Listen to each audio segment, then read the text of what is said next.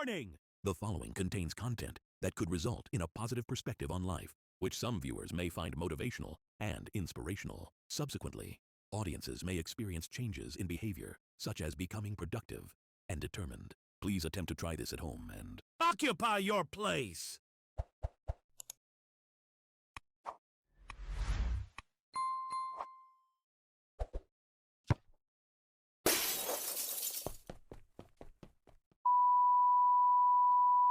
Today we're meeting someone who embodies the heart of Africa, specifically Nigeria, through food. Yes, occupiers. The meat of it is, after marinating on his options, he didn't skewer his opportunities. With some spicy ideas, he decided that the beef was worth the grilling and cooked up a recipe to become one of the hottest restaurateurs this side of London. Stick around, because this is going to be a hot one.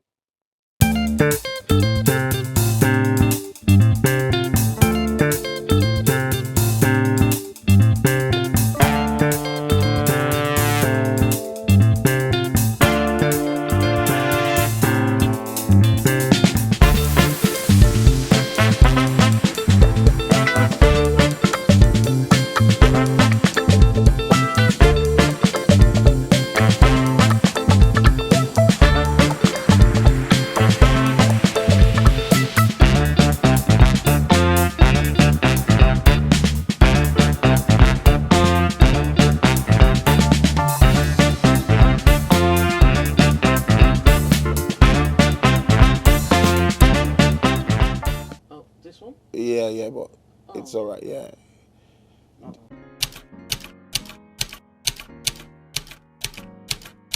Just a normal, ordinary guy. My father died when I was young, so my mom had to raise 4 children, myself with 3 sisters. 2 sisters, then I have a stepsister later. It was hard. The lesson that taught me growing up and reflecting towards the past is that sometimes in life it's good to do what you want to do as a woman. So my mom was 19, my dad was around 42, 43 when my dad married my mom. So my mom got admission into university, wanted to go, and they had me. 6 years later, my father died. Okay, an accident. Everything was going fine. Then the struggle started. So we had to sell fish, we had to be on the streets, we had to move because of families taking over the properties. If my mom went to university or had a degree, she could have been able to sustain herself and look after the children, because nobody knows the future. It's not about now. It's about looking into the future and making sure that you own your own. So that belief really put me through life in a very hard way.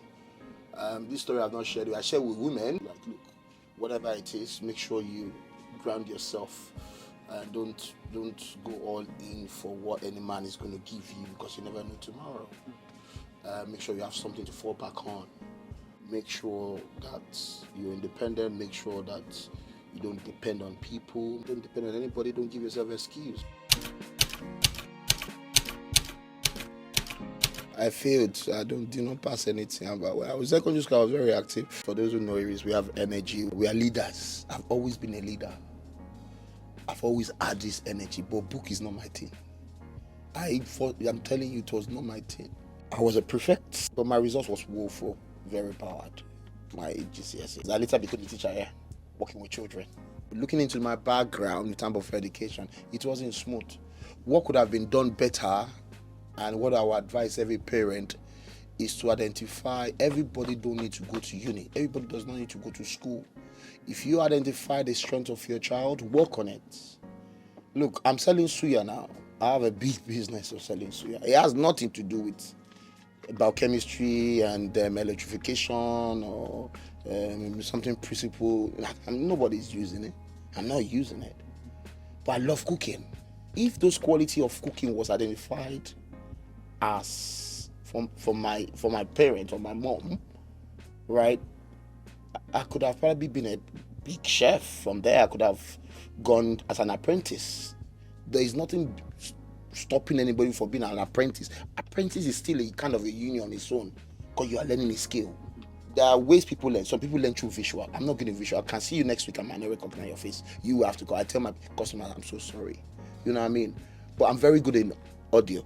It's auditory. So people learn through that. So people learn through their hands. You understand? So combining those two multisensory would make you a better person. So I tell everyone, uni is not for everyone. Identify your skill, identify what you are good at, and work with that. That is where your glory is. That's where you're gonna shine. If uni is your thing, why not go to uni? I wish my cooking style or my cooking gift has been identified by my parent and nurtured by my parents in that line. Maybe I could have written 4 cookery books, or you know what I mean. But again, in everything, give thanks. I appreciate where I am at the moment, and yeah. So I went to uni. I did my agricultural economics because I love food. Finished my NYSC. Doing my NYSC is called National Youth Service Corps, whereby you have to serve your country for 1 year. So I was served to northern states called Zamfara. It was they call it Sharia states then, and people were scared to go there. I was picked as one of the leaders to lead the platoon and other stuff, and I was posted to the same camp, which is Safe, where we did the NYSC orientation camp. And guess what? 2 weeks into that, a lot of people, after the orientation, a lot of people left because of this tough area, very close to Goso. I've made friends with the villagers, got a land to start farming. I was farming beans, farming cotton, calling the boys to help me, give them cabin biscuits after working for me. Sitting out with the outsiders in the evening to see how they were doing suya and having a chat with them. And that's why I learned how to make the suya, because they cut the meat, they slice the meat. In Zamfara, I knew some people eat camel. Yeah, the meat is very, very dark in color compared to the cow meat. Oh, yeah. Yeah. So after NYSC, I applied to the UK, got my visa to study. When I now came, after 3 years, I went to a nursery called Fit Montessori. So I started working with children, childcare, and they loved me so much. And now happened to be a time whereby all those 16-year-olds, 17, they were getting pregnant anyhow, and the council was giving them flats. So what then happened was they had a lot of children with no fathers, but they needed a role model. So I was one of the few, I would say, in London in general then, because we were very few black men working with children. I remember someone coming in then and said like they don't want me to touch their children. What's a black man doing? Working with children. And my colleague had to tell them that I don't change nappies, I don't touch it. They do it just to put our mind to rest. Strange.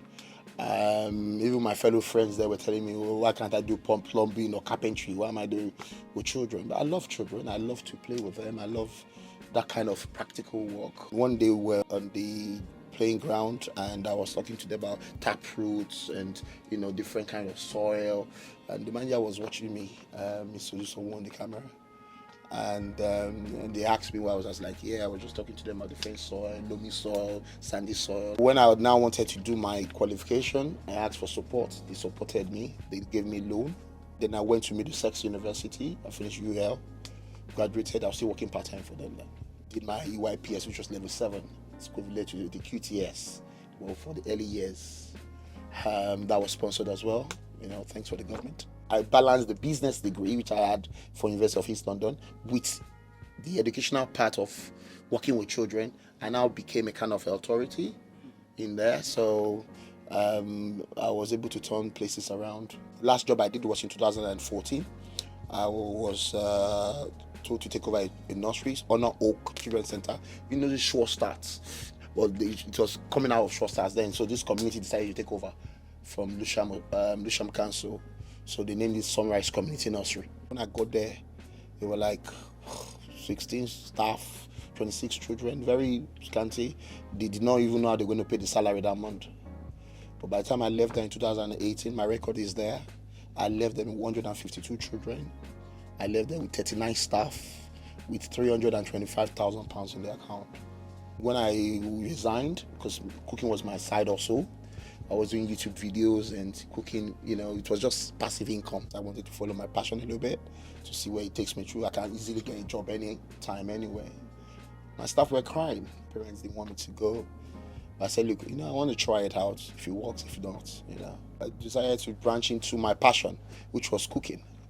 I never left that. It was just a side hustle. I was doing barbecue for people during weekends. If you watch my video on YouTube, just put my name there with meat pie. You see a video I did in 2013 or 12, teaching people how to make meat pie. Oh yes, politicians were my role model because they're driving big cars. I wanted to be a politician and steal money. Like, I'll be like them. People were hailing them, so I love that they became a role model for me. But it was wrong role model. They won't do the roads, they won't do anything, but we are still praising them to. Bombastic side eye. I don't want to be a politician and steal money. I'm doing my business. So there are 3 things you can do to do your business. You can start it based on your passion, that you have a passion for something. You can also do something based as a professional, whereby you've worked in a field. It's not passion that's making you to start a business, right? It's based on the fact that you have a skill. You're knowledgeable in that field. Maybe you have stretched yourself over 10 years and you are now professionally skilled to branch into consultancy. That is your paid job. You're being paid to do. But however, you are an authority in this now to now start your business. You can do that. The third one is an experience, maybe a pain or something that happened to you, and you said, look, you know what? I don't want this to happen to somebody else. I have to find a solution to it. So you can give value through your passion. You can give value through your professional skill that you've acquired over a period of time. And you can also give value over an experience or pain that happened to you. And you think, you know what, I'm going to fix this. I did not have any experience of, I went somewhere, the Suuyar was bad. That was why. You know, that is a place of pain. I have to fix this problem and bring my Suuyar here.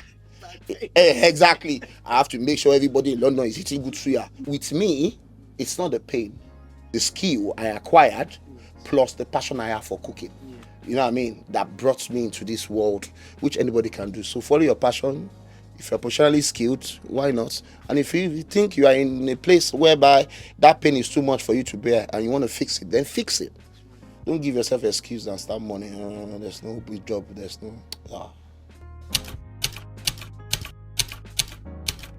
Peckham, the first day, it was so tiring. I parked my car at the car park, Shumot Grove Park. And after the whole day, I was knackered, like packing the tent, packing by myself. So I dragged myself to the car park and opened my car, just sat down like that. So because all the money I was getting, I was squeezing it into my pocket, you know. So I started counting everything. When I counted, it was £430. My house was like, you see all those pain just flew away. I forgot the pain. I'm like, what? For just one day, I ain't going back. Nah. So 6 o'clock in the morning, I woke up again. That's why if I go home late, I was washing all the chopping boards and prepping.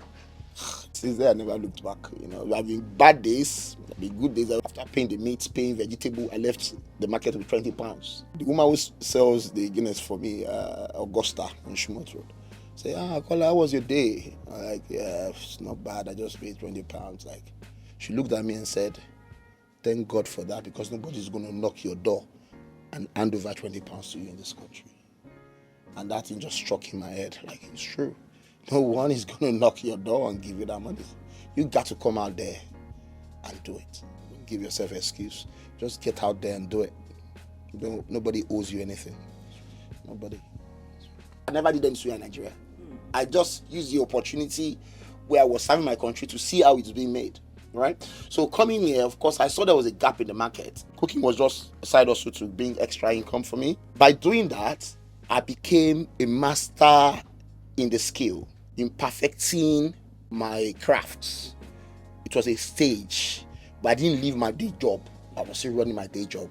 There is no kind of this Nigerian style whereby you stand in front of it and do it. It was Obale in this Suuyar, his branch in Peckham. He left it to go to Nigeria for some reason. He put someone in charge, but it was not managed properly. You know what I mean? I wish he could have managed properly, or people like us came in. The name could have still been there. He's the one that paved the way in London for Suuyar making. You know, shout out to Obale in this Suuyar, you know, the big boss. They call me Uncle Tokumbo, you know, Uncle Tokes. You know, you get to a time in life, you want to do other things. So he stepped away from it and he left the business for some other people to run, but they could not run it like him. So the thing went down. So when it went down, that was when I came into Peckham.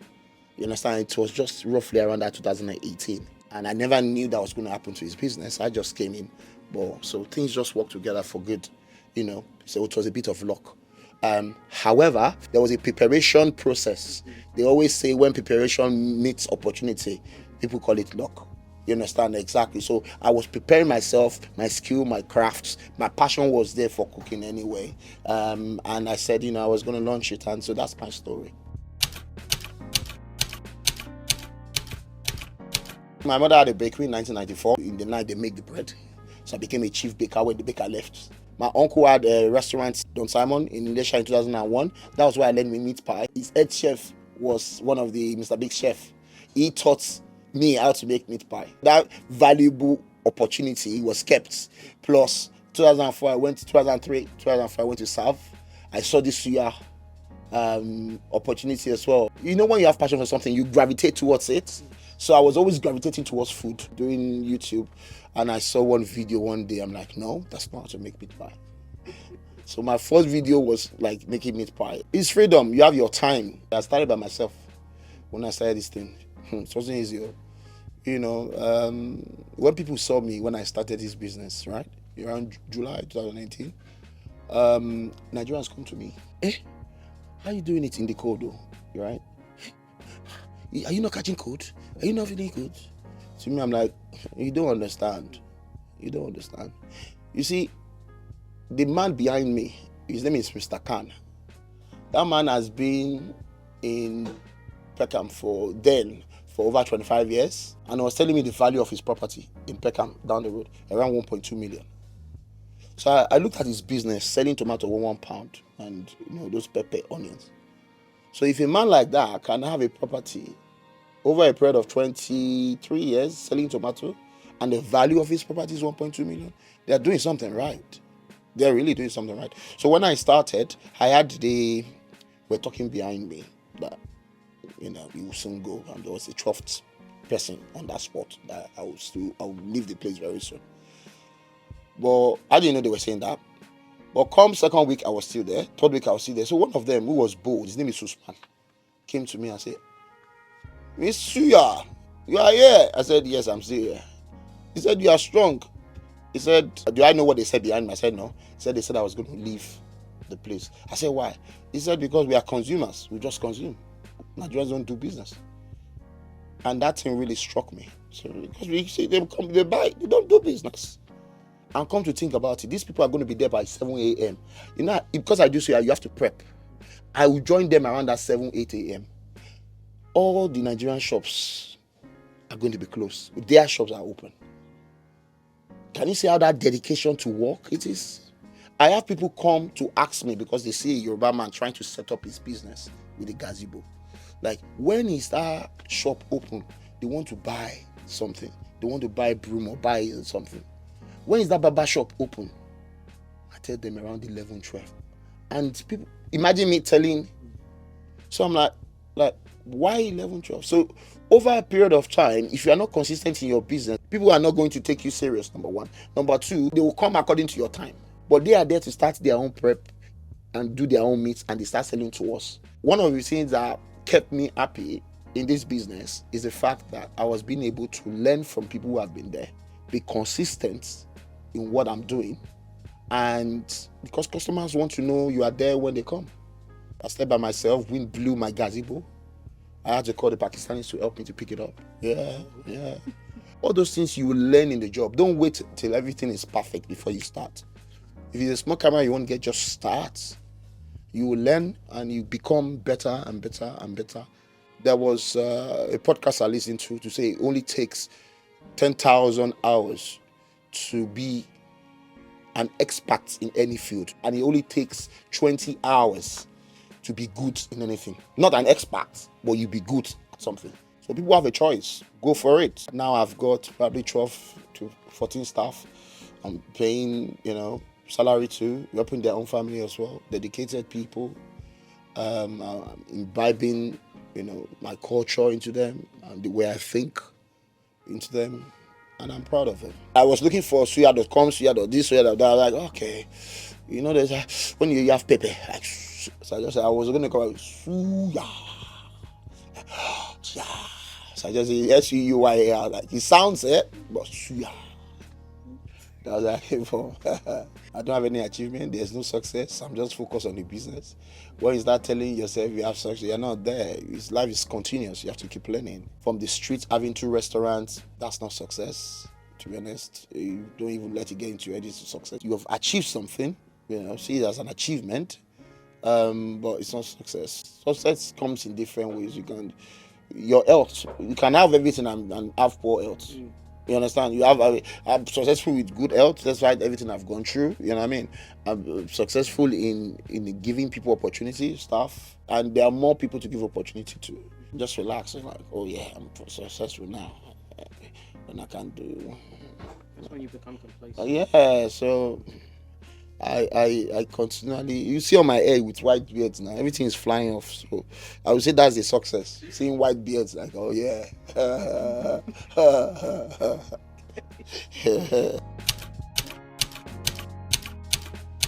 I won't say he's my mentor, he's my friend. Sholame Dukwe, the owner of Enish restaurant. Yeah, it's a very close friend. Before he started Enish, we've been friends.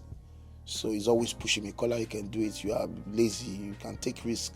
I'm like, no, I like to catch. He said, no, man, just do it. Anytime we catch up, he tells me a lot that a lot of people don't know about business. Anytime I have a question, I go, oh, how did you go about that? He just sends me the link or send me the number of the person, which is good. So, and again, you have to surround yourself with good people. Shout out to Sholame Dukwe Enish. Mrs. Odusowo as well, that gave me the opportunity as well when I was working in nursery to be myself and work with children and support me, and my mom as well. She's the first point of contact anyway I'll call about anything regarding business. I would say shout out to Enish Restaurant, Sholame Dukwe, the founder, and his wife, Eniola.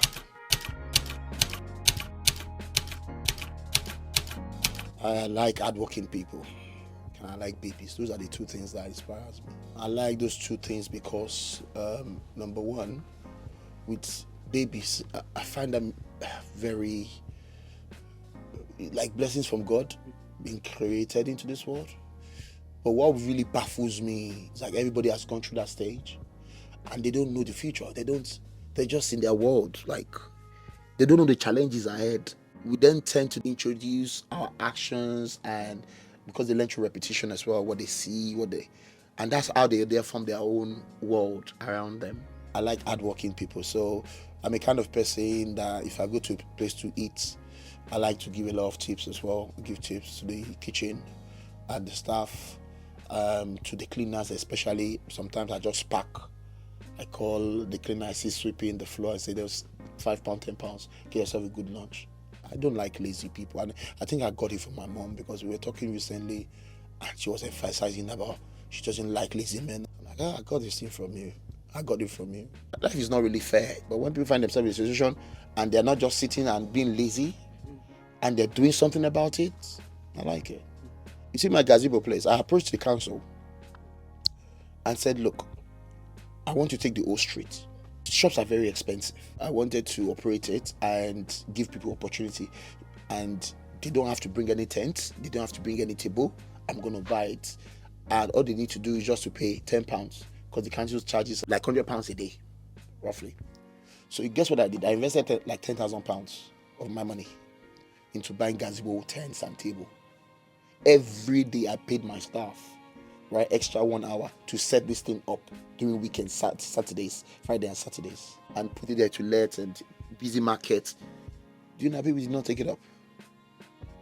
To help themselves get into business. I even contacted a company that does it for people, like get people to the market. I'm like, look, I've got this, anybody who wants to go into business, maybe you're selling a cream or you're making a chili sauce in your house, or you want to, they can rent it, and in the evening they pack it, put it in their car.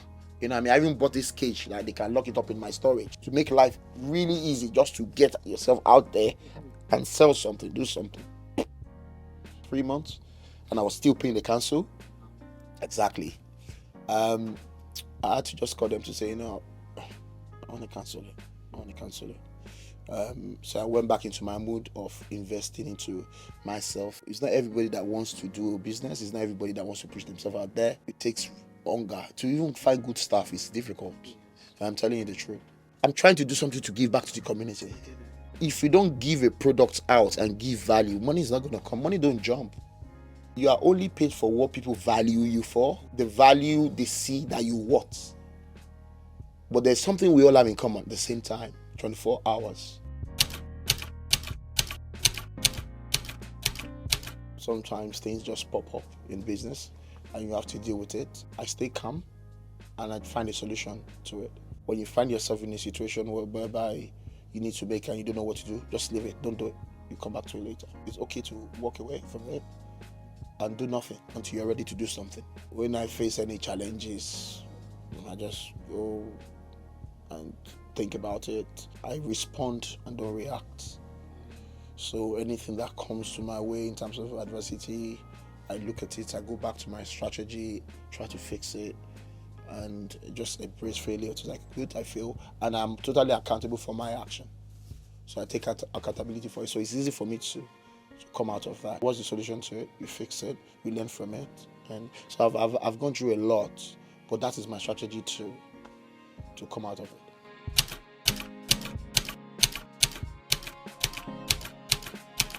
You have to be resilient. Delay gratification, you have to delay yourself. I cut a lot of friends. I kept my friends very, very minimal. At one point, I buried myself for months, focusing on my grind, ensuring that I be the best and not the biggest in what I do. I aim to be the best, not the biggest. I keep saying it to myself. Being the best means that you want to be a name, a household name. Being the biggest, like having branches, and you're losing your core values. I don't want to lose my core values. There are a lot of distraction out there. If you're single, don't surround yourself with so many ladies left and right. And as a woman, you don't have to be in every party. You don't have to go to every club. It's okay to say no to those friends, and focus on your grind, do a lot of research, invest in yourself. There are two things you do with time. You can either invest the time or spend the time. When you invest the time on skills. Reading a book is investing time. Sleeping is investing time. Going to the gym is investing time. But spending time is things like scrolling or talking on the phone for 2 hours. You can't get that time back. Invest your time on yourself, because that's the best investment you can make.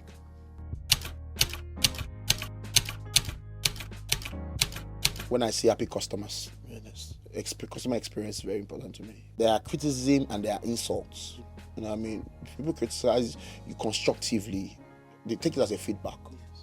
Work on it. You don't know everything, but don't go all your way to start to please everybody. You're gonna fall. It's okay to let people talk and listen to what they have to say. Don't argue. Ask yourself, is it true?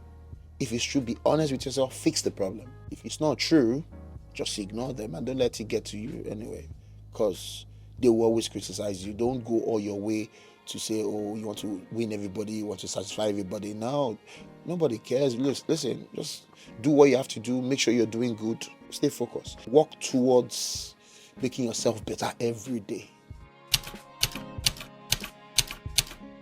Honesty. And don't give yourself excuse. I don't give myself an excuse.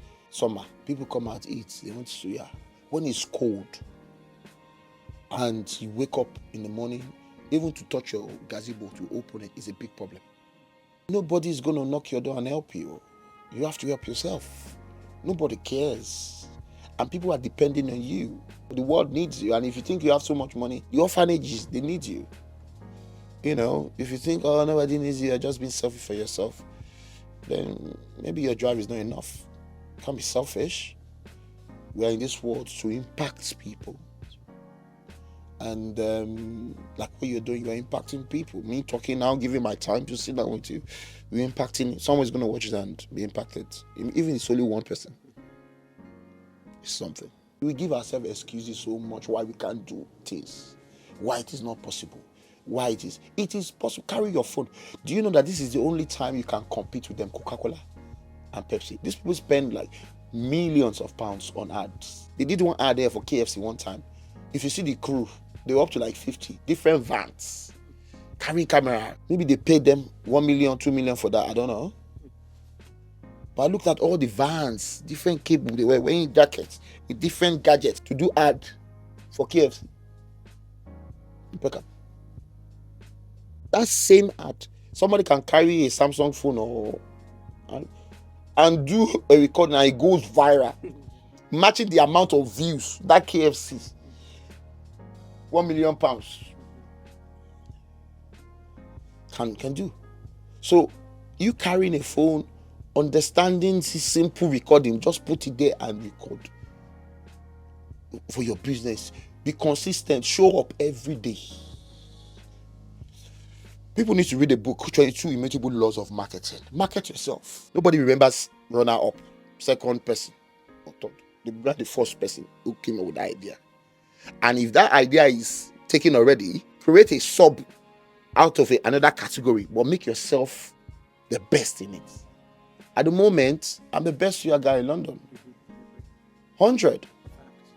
It's no debate. No debates. You can ask me a question. How did you get there? Number one, with the number of views and customers I have, right? I would say I'm the only one, number one, doing it fresh out that you can come outside and buy on a daily basis. Like take you back to Africa and see you make it fresh. Yeah, in front of you, no microwave. They're doing it fresh in front of you in the market. That's number one. Number two, with the amount of followers and people and the feedback you are getting when they eat it, you can see. My business is attracting influencers because they want real content that people want. While other businesses not attracting influencers because of the real content that is original, it's not fake. Then number four, you can see that the ingredient I use, I mix it fresh. And I don't sell my pepper. You understand? But you see it myself, you love it. Even though I can make other food, ofe salah, ofe were, I can make banga. Check my videos on YouTube. They're there. I'm focusing on my niche. And that's it. So if you want to come and beat me in that game, there you're gonna try. Yeah, well, you need to try, because the journey of what I've come from, you want to wake up one day and say, I'm going to beat this guy. Then it's good. It's a good challenge for yourself. That means you have something you're chasing. But man, oh man, I'm not sleeping. Yeah, that's it. I'm on my game as well. You know what I mean? And to God be the glory. You just have to hold your game and aim to be the best, the number one, that every household, if they mention it, you're going to be the first person that comes to their head. Nobody does Suuyar buffet in the world. Unlimited Suuyar, Cosmo and raw food. All you can eat, £25. There is no African food there. But they have Asian, Mediterranean. I see different culture there.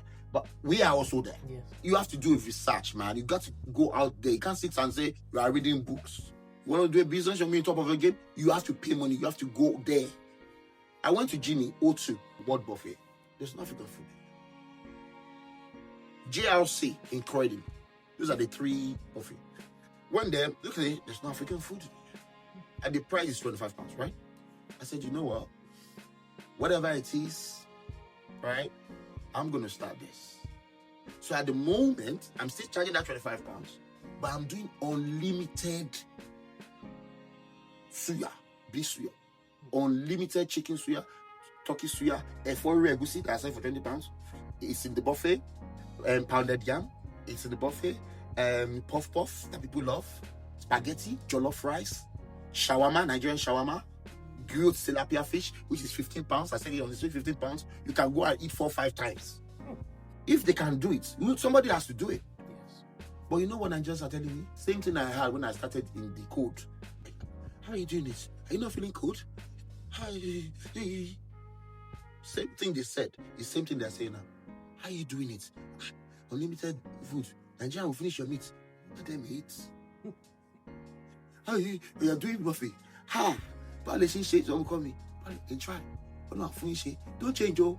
Don't change, oh. Did you enjoy? Yes, we enjoy. Please leave me a review. Did you enjoy? It's the experience. I love a lot of things about data. I check TikTok analysis. I work with numbers, right? 37% of Londoners now are white British. In years before, it was like they had more of the Caucasians. But now it's 37%. What I'm trying to say there is, so this remaining 73% who are not white born British, right?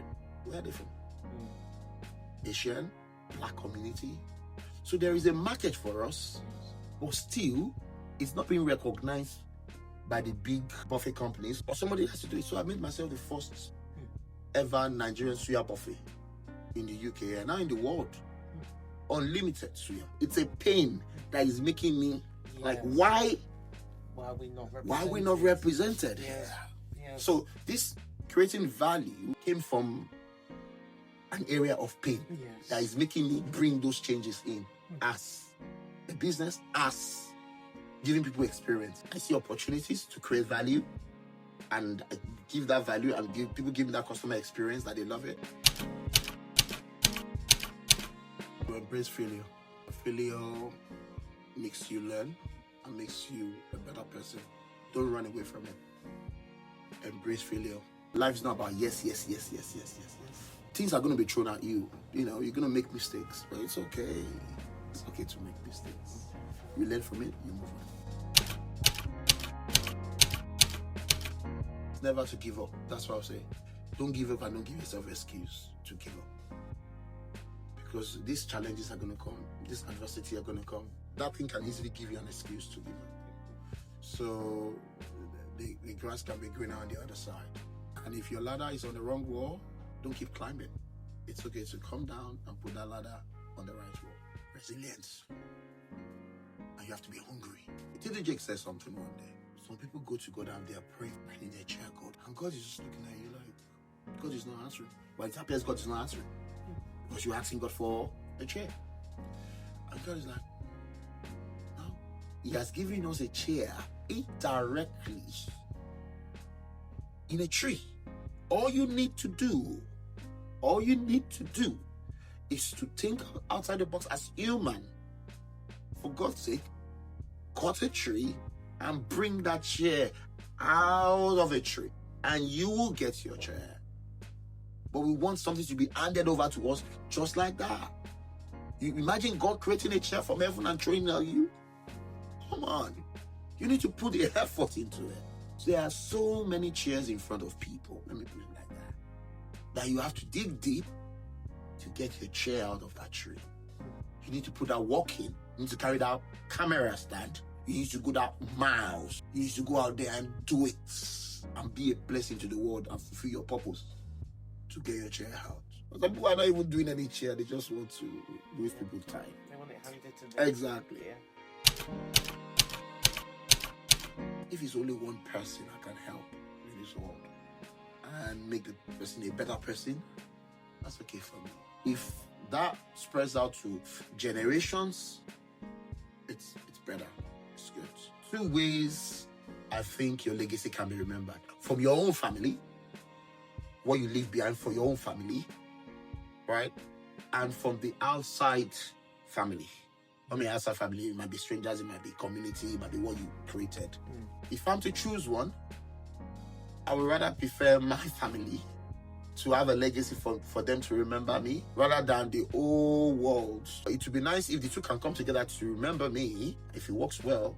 This man who did Suuyar and, from a street, from nothing to building empire to help people and giving Suuyar buffet, out of nothing and low profit margin. Just let somebody remember me and the good work you've done.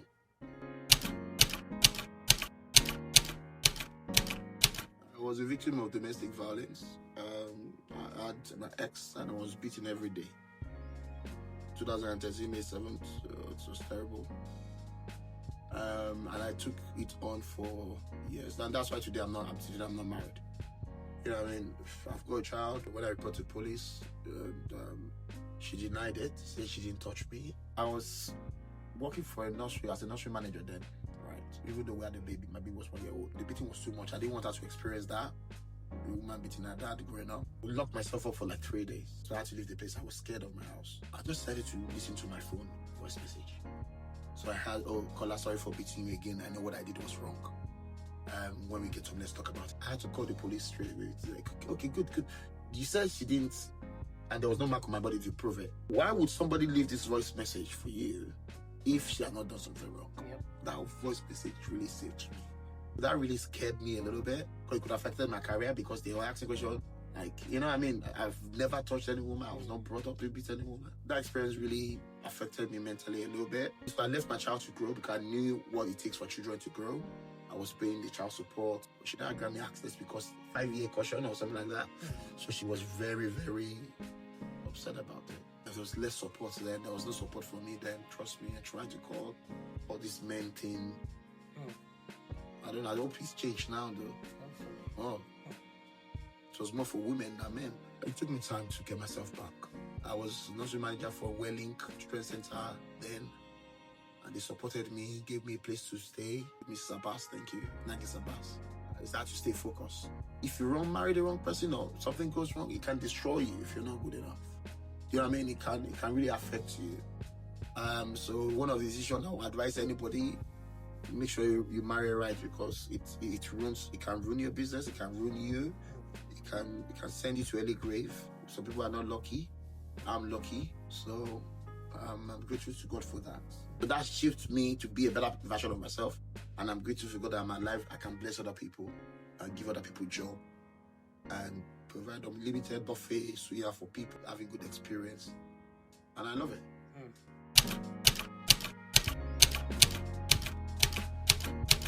I promised myself by age 50, I'm going to retire. I spent the first 25 years of my life in Nigeria.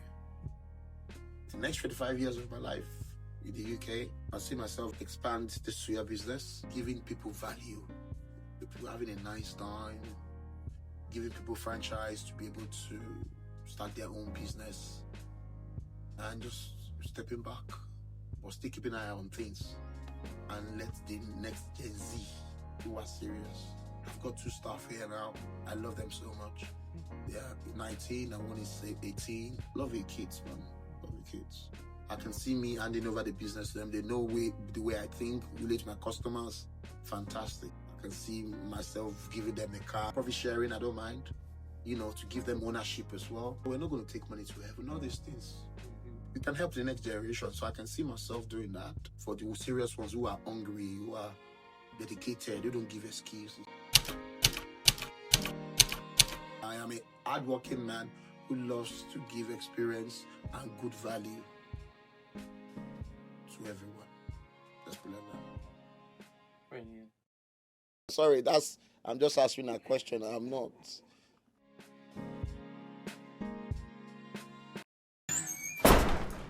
Occupied. Oh yes.